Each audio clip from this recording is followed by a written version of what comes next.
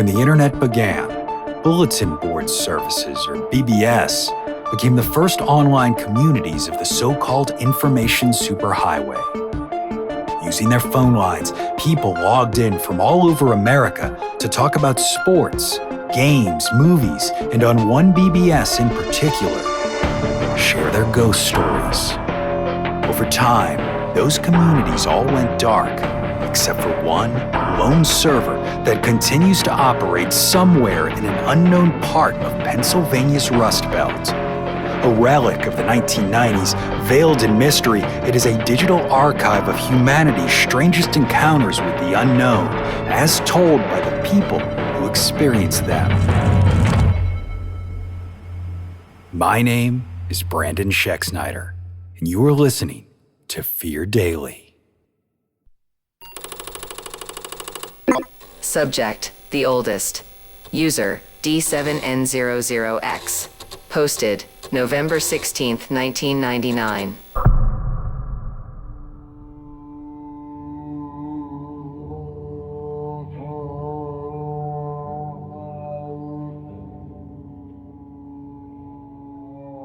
I got a call on a Wednesday. The sheriff, same overstuffed piggy who used to bust us for throwing bottles off the old rail bridge, left a message on the answering machine in my Greensboro apartment. "It's about James," was all he said.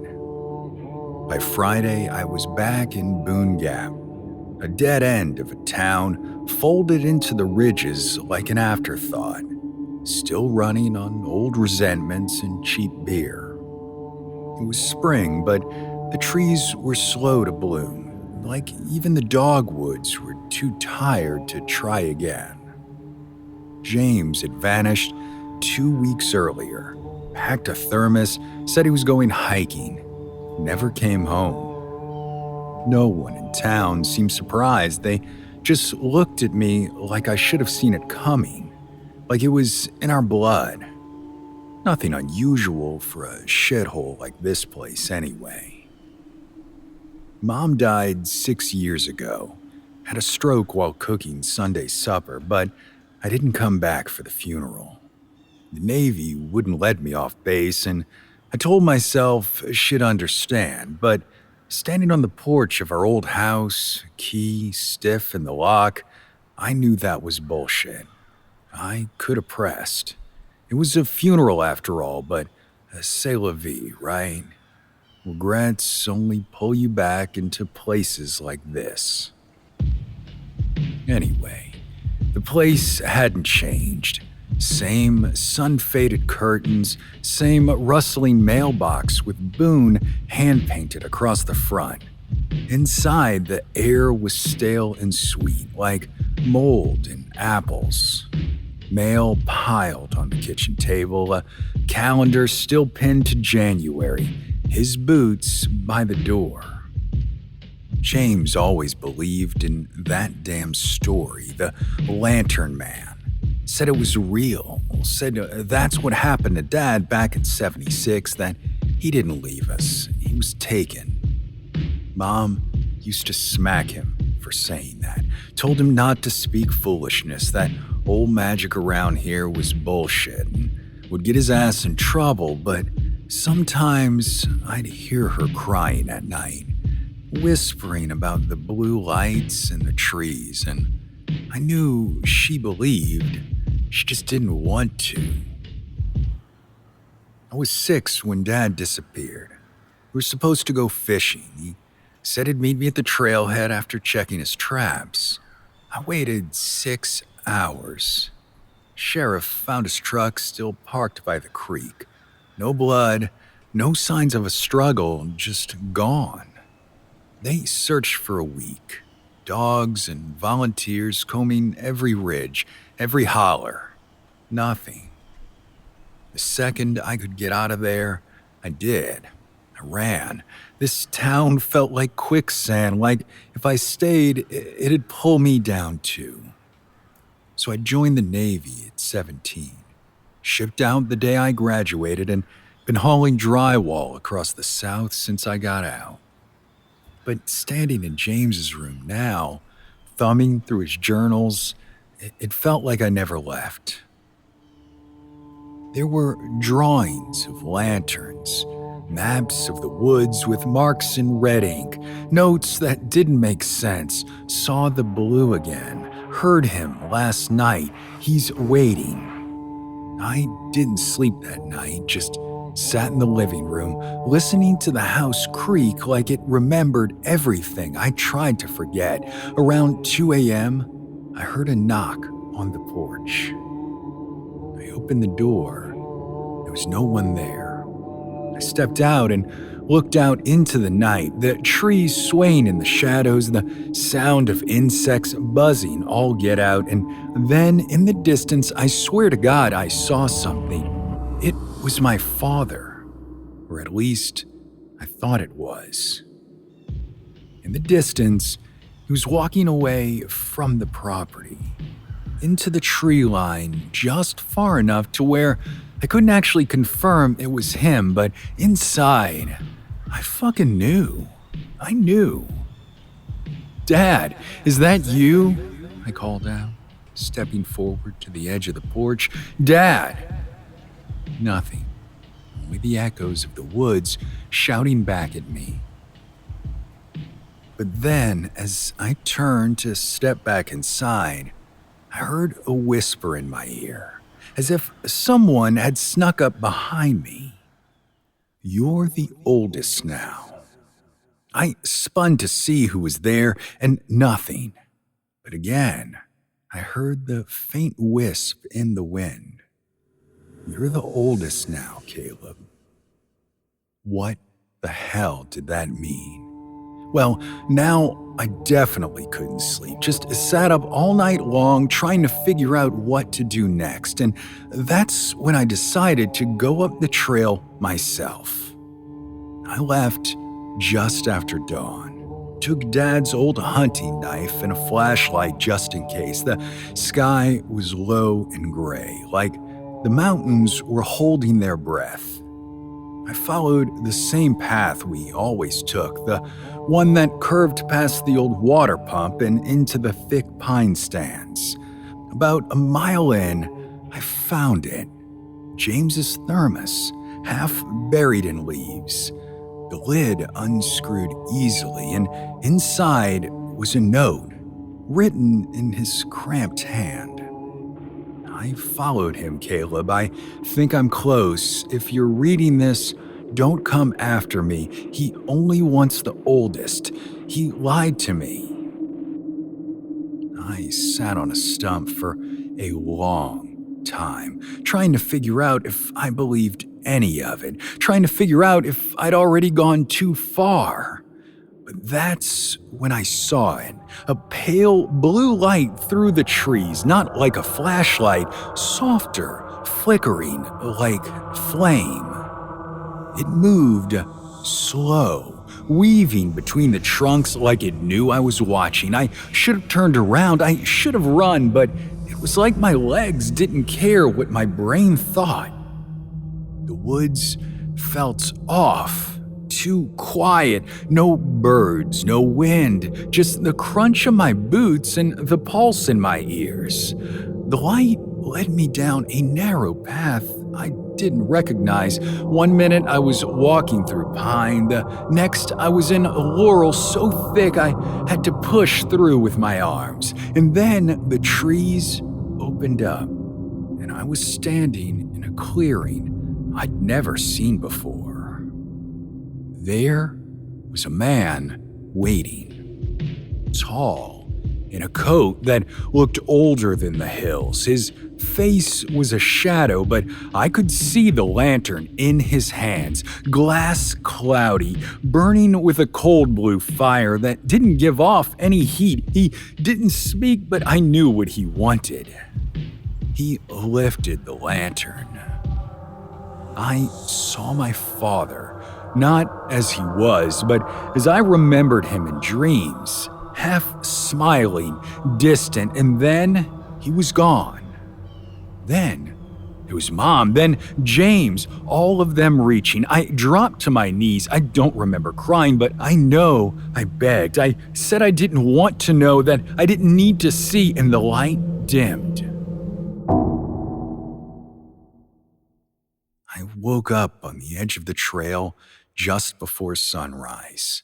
Knife gone, note gone, no sign of the clearing, just the birds and the wind and my breath in the cold. They never found James. I never told the sheriff what I saw, but it's clear. I'm the oldest, and the oldest always comes home.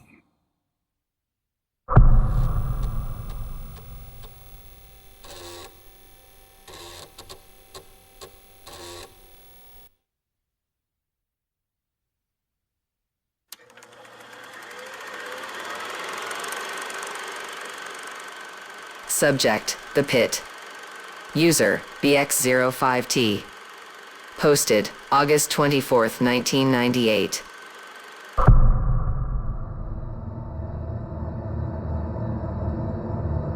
I should probably start by telling you what I did for a living, but you wouldn't believe me anyway, so let's just skip that shit and move forward, alright? Let's just say I've seen what people do when they think no one's watching. I've seen torture rooms where the walls bled from heat and screaming. I've seen what a man becomes after 2 weeks in a concrete box with nothing but a hole in the floor and a camera on the ceiling. I've seen what happens when you inject someone with truth serum and keep asking the same question for 48 hours. But what I saw in the jungle made all of that seem human.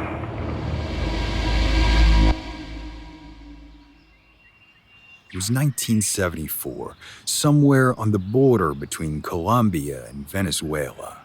We were running a recon op tied to something above our pay grade, bioweapons maybe.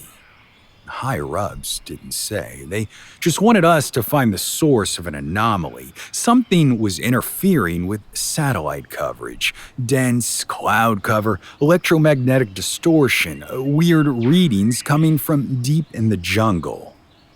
We took choppers as far as we could, then went in on foot. 5 of us. No names, just numbers. The air down there is different. Heavy, full of rot and life and decay, all mashed together. You sweat the second you move, but this place, it was wrong. Not just hot, not just quiet, wrong. Birds disappeared after a mile in. Bugs too. No chirps, no wings, no sound except our boots in the muck, like we were walking into a vacuum. We hit a clearing after 2 days. Middle of nowhere, unmarked on maps. Just a circle of flattened earth with a pit in the center. A wide, perfect circle, burned out like something massive had landed there. One of the guys, 7, said it looked like a crash site. I thought maybe ritual, maybe indigenous, but the edges weren't scorched like fire. They were melted, like the ground had gotten soft and folded in on itself. The pit was full of bones, human. Animal, couldn't tell, all bleached and brittle, some cracked, some scorched, like something fed there, like something brought its food here. Then we found the ruins, just 100 yards out. Stone walls covered in moss and vines, barely visible, definitely ancient, older than anything we'd seen before. No writing, no markings, just one doorway leading underground. The temperature dropped as we got close, and I don't mean metaphorically. It dropped. 30 degrees, easy. We were shivering in minutes. We should have radioed in and left, or we should have torched the site, but orders were orders. Document, recover, secure. Inside, it was black. The kind of black that drinks your flashlight beams and spits nothing back. We had gear, night vision goggles, thermal, but nothing worked past the third chamber, and then the smell hit us. It was like death had a womb, like something ancient and rotting had been gestating in the dark for centuries and we'd just ruptured the sack. 9 cracked first, started shaking, mumbling to himself, said he saw movement behind the walls, eyes blinking through the stone, and then the screaming started. It wasn't ours. Something deep in the dark screamed, a sound that didn't come from lungs. It echoed like it bent the tunnel, like it remembered pain and wanted us to feel it. We backed out fast, real fast, but 8 didn't make it. He went still, froze, just stood there like he was watching something the rest of us couldn't see. Then he stepped forward, 1 foot over the edge of the pit. No hesitation, no noise, just gone. So we left him. When we made it back to the clearing, the sky had changed. It was the same time, same hour, but the clouds were boiling. Birds circling high overhead, but they weren't flying right. Like the air was heavier, twisted. The choppers never came back to get us either. We had to hike 3 days north until we hit a cocoa field and bribed our way to a city. Debrief was short. There was nothing there, no survivors. You're done. They scrubbed our footage, burned our gear, and sent us our checks, then never called again. But I still dream about that doorway, that smell, that scream, and sometimes when it rains, I swear I hear it again, low and distant, like something stirring underground. I don't know what we found. No one does. No one wants to. They never gave it a name, but I know it remembers us.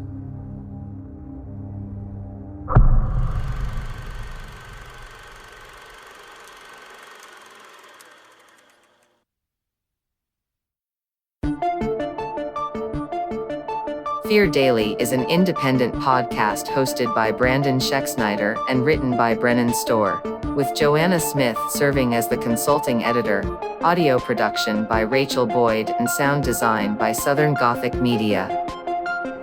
This podcast is a work of fiction.